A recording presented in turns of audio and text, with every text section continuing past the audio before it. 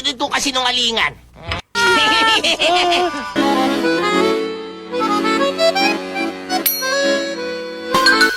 Ang lapis ni Suneo!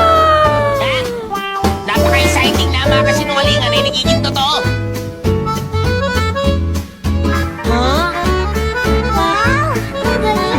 Ang galing, hindi ba?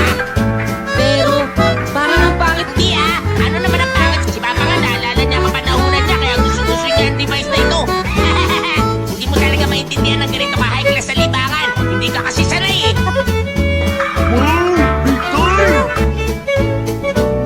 Nga, ako ba talagang pinakausap mo?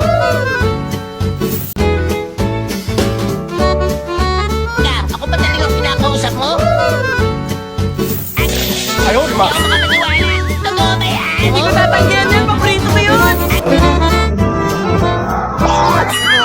Ayaw, di ba? Talaga? Hindi.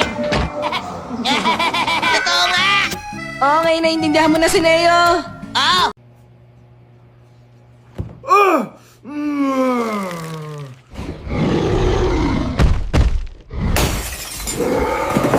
Pero gusto ko pa sumubok ng isa pa.